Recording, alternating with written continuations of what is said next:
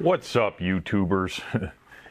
So I wanted to say thanks for sticking around for the past year now. A lot of you haven't been a subscriber or at least viewed my channel for the last year, but my channel has been in existence for the last year. So that's quite an achievement for me and not something I would have expected would have happened. And I don't mean that I was just going to give up on you guys right away. That's not what I'm saying. But when you start a YouTube channel, I didn't really know where it was going to go. I didn't know what I was going to do beyond a certain point, and I really wasn't paying attention to the time. So, well, it's been like a year since I started, so that's awesome and pretty crazy. And I thought I would shoot a couple videos regarding that, and this one is going to be on the top 10 things I learned running a YouTube channel for 1 year. So let's get into it. So number 10, it's easier to start and run a YouTube channel than I would have thought. Now for me, I don't have payroll and benefits and planners and writers and all of that. It's just me. So in that sense, it's pretty simple. I could see where a bigger channel would have quite the nightmare because you're basically running a full-on legitimate business at that point. I don't, so it's a little easier. But it's very easy to upload videos. The editing software that I use, which was Premiere Rush for the iPhone, very easy to use. It's just the overall process pretty simple. And I like the fact that YouTube allows me to upload massively big videos, like multiple gigabyte, and they essentially don't charge me to store it. Where they get their money is that if the video has ads or monetization, they take some of that profit or some of the ad revenue, pretty big chunk actually. I think it's like 30% or something. I don't know.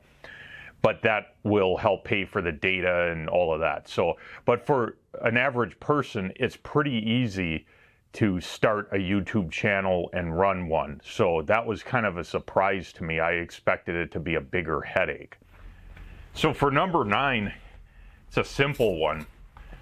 I was able to do this whole YouTube thing, start my channel with very, very minimal upfront cost. I started it with a $30 microphone setup, maybe $50. I don't remember what I paid. Wireless microphone setup in an iPhone.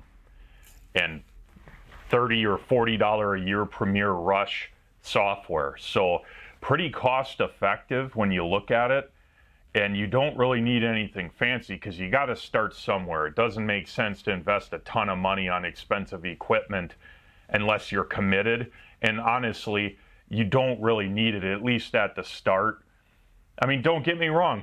Better video, better audio, all of that matters. That's why, like, over the past year, I've steadily improved the quality of everything on my channel, and I'm still working towards better quality. But at the start, you got to start somewhere. So relatively affordable is possible. I did it, you can as well. For number 8, a very valuable lesson I learned. Don't change things and expect it to work. And what I mean by that is, there was a while ago, maybe 6-7 months ago, I ended up buying a new microphone because the one I had, either I lost it or I don't remember what happened, but I swapped over to a different brand microphone, was all set up to shoot video, shot like 3 hours worth of videos, and then found out that the microphone didn't record. So you don't want to make huge changes in your equipment or gear and expect it to work. Like, you want to troubleshoot and do a trial and error and double check that everything is working before you go and just shoot a bunch of videos like I did and find out that they're all trash. Like, that was kind of a setback, especially when you don't have a whole lot of time, like sometimes for me. Likewise, when I upgraded to the camera I'm shooting this on right now, which is an actual camera, not an iPhone, the learning curve was pretty steep, and I'm still learning because there's a lot of things I don't understand how it works, and it doesn't work as easy as the iPhones. So make sure you thoroughly test whatever your new setup is, or you will have failure. For number 7, you can make money doing this, but there's a caveat to that.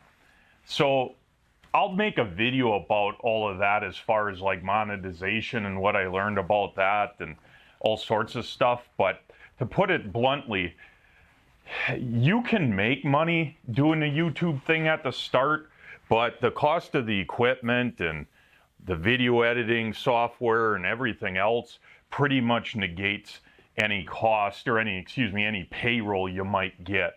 So for me personally, I've effectively worked for like negative $10 an hour, and I'm fine with that. Like, I never made this channel for the purpose of making money. It's something for me to do, and I can share knowledge, and it's a hobby. So for me, I'm okay with that.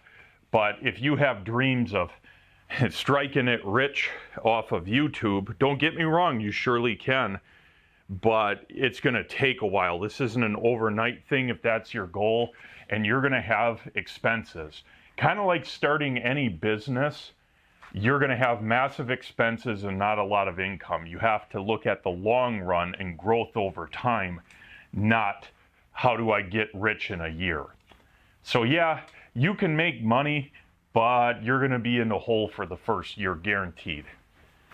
For number 6, I learned that not every video that you produce is going to be that popular. And I guess on that thought, some of the videos that you spend a lot of time to try and really make perfect, not a lot of people are going to view, and then some video you spent no time on, just screwing around in the shop, becomes more popular than, you know, a better produced video. And that's just kind of the way it goes. YouTube has a whole algorithm of how they recommend videos to people, and they're not really upfront about that. And then not only that, I, being such a small YouTuber, as are many, are trying to balance making content they want to make and making content that is going to be popular. I'm not a social media influencer. I could really give a shit about making videos about popular topics to try and gain influence per se. I just want to help people. So for me, you know, it's always, I'm trying to not really guess what people want. I mean, I just provide similar quality content, okay? But I don't really know what will be super popular and what won't. And that's why it's important that you guys share with me things that you want to see so that I can make sure that I give you guys what you want, I guess. But I guess what I'm saying is, if you start your channel, don't expect every video to be super popular. Some videos you spend a lot of time on may have very few views, and you might really like the video, but hey, that's how it is. Just keep making content and trying to do a decent job. People eventually will come. For number 5, kind of a funny one. So, see if I can even get at this shit up here. And that's, if you swear in a video, it's not instantaneous ban. So one of the things I didn't understand was how the whole monetization process works and how it works if you swear in videos, whether or not they would just shadow ban you. And from at least what I'm seeing, I don't believe that if you swear in videos that it really shadow bans you unless you're really bad. But I, you know, in real person, like if you were just to hang out with me, I have a pretty terrible mouth, and I try and keep that to a minimum in my videos simply because I want to appeal to the most amount of people and not get banned. And that's what I was really worried about at the start. So I kind of really kept the swearing and the BS to a minimum. Let me grab some more towels.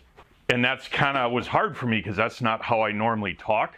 I was successful so far at it, but I'm happy to report that at least you can drop a couple swear words and you won't get shadow banned. So that was kind of a surprise to me, which is, I guess, a good surprise. For number 4, I guess how enjoyable it is to talk with people and interact with people. Now, I wouldn't say I'm a quiet individual. I'm definitely more of an introvert. A lot of people would say the opposite of that, because when you get to know me, I'm kind of loud and somewhat of an idiot, but I'm kind of an introvert, and I wouldn't normally be talking with as many people as I do if it wasn't for the YouTube deal. So it's kind of, I guess, nice in that respect. I like talking with like-minded people that have gone through life and had experiences and have things to share and advice, and like, that's awesome. And I guess I kind of expected that would happen when I started the channel. However, I guess it was better, like, I don't know, it's been more fulfilling than I would have expected in that respect, if that makes sense. Oh man, I really don't want to organize this. Really bad at organizing.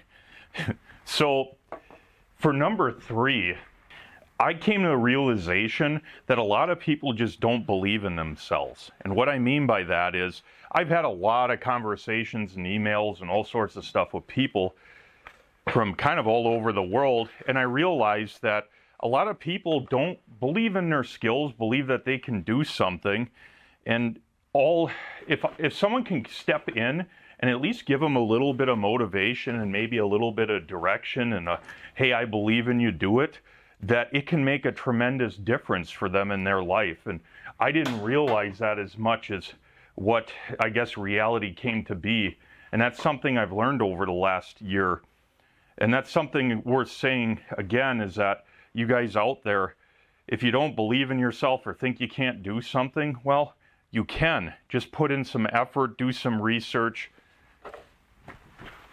get with some people that are knowledgeable, or watch this video. Well, not really this isn't really a how-to video, but watch other people's videos and learn stuff and gain some confidence. Like, confidence is something that if you're born with it, it's probably false. Like, confidence should come with being competent in something. And if you're just confident and you aren't competent in something, well, that's BS, basically. It's not useful. That's overconfidence. But once you do stuff for a while and you get good, like, that competency will make you feel more competent, if that makes sense. So just get out and do stuff and risk failing, because you're only going to fail for so long before you'll finally get it. You know, and failure's part of life. If you go through your whole life being deathly afraid of failure, well, you're never going to accomplish anything, because 99% of everything anyone ever does is a failure. It's just, if you do enough of it, that 1% of success, it actually amounts to a lot, just because you've done so much. At least that's in my case. For number 2, I couldn't believe the reach that I would actually have. Yeah, I think I'm gonna avoid this for today. We'll do this one another day. But I can't believe how far my channel has reached. Like, I've talked with people from China and Scandinavia and Britain and Australia, Canada, Mexico, you name it. And that, I guess I should have saw that coming, because welding is a worldwide thing, and you know, I do more than welding, but you get the picture on that. But I would have never thought that I would have the reach that I do, and that blows my mind. And I'm thankful for the internet, because prior to the internet, there's zero possibility that I could have reached someone in, say, China or Japan to share tips on how to weld. Like, that didn't exist. So it's amazing how powerful the internet is in that respect. So that blows my mind. For number 1, that the shithead to decent people ratio is very good. And what I mean by that is, when I started this channel, I had really no idea what to expect. You know, I've heard, you know, you hop in the comment section of pretty much any news article online, and 99% of everything in it is a whole bunch of really unhappy people that are oversimplifying a complex issue by making it political, or just are mad in general, so they post shit-headed comments that don't really serve a purpose. Now, I didn't necessarily know that that's what I would generate, and fortunately I haven't. And that's something that kind of surprised me, is that overall, most of you guys, and by most I mean 99.9% of everyone, have been very positive, and I like that, and I'm happy that's the case, if that makes sense. I know it sounds ridiculous, but I don't share what I share just to have a bunch of trolls, message or post messages and just take the fun away from everyone.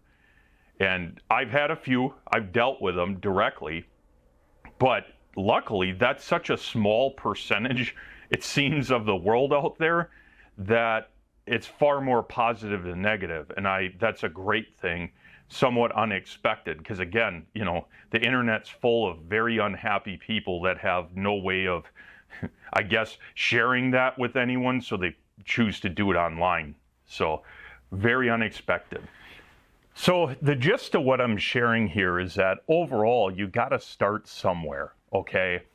I started this channel a year ago, and it has grown beyond what I would have thought would have happened, and I'm very thankful for that and all the interactions I have with people and the tips people share. Very thankful for that. And you have to start somewhere. It's not about being the best and knowing everything. Like, nobody's the best and nobody knows everything. You have to start somewhere and then from that point grow. Now, you saw in the shop, I started a whole bunch of projects so far in this video, didn't finish a single one of them, especially that drawer over there that's full of crap that I just don't want to deal with right now. But starting something is better than never starting at all. And now, like in the shop here, if I actually keep going, which I will tonight on the projects I've already started, this place will be a little bit cleaner. Much like if you wanted to start a YouTube channel or just work on something in general, you have to start somewhere. And I'll give you this as a bonus thing that I learned, and it may apply to you. One of the hardest things for me sharing videos on how to do stuff is that I may be competent in some things, but I don't know everything. And one of my biggest fears is to appear like an idiot to someone, when the reality is that I know that I'm not, but I may not have answers, or I may overlook something. Hey, it's human nature. Like, we all make mistakes, right? And we don't know everything. Well, that was one fear I had to get over with starting this channel, was that, hey, there might be a time where I don't know the answer, or something I said is wrong. Therefore, I may have to go back and correct it, or whatever have you. And getting over that fear, it was tough for me. And I think I've done a decent job personally at that.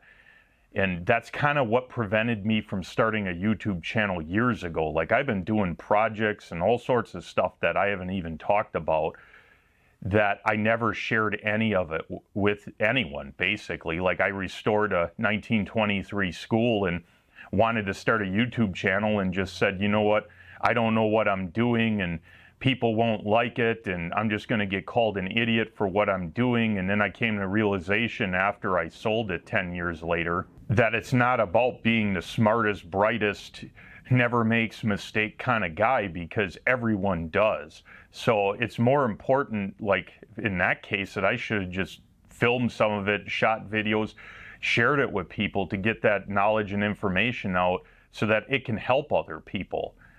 And the fear of, I guess, failing, or I guess not measuring up, it's kind of a bit ridiculous, and you shouldn't let it hold you back. And I've been a lot better about that in the last year. So this channel actually helped me somewhat get over that. It's still there, but it's more manageable than it used to be.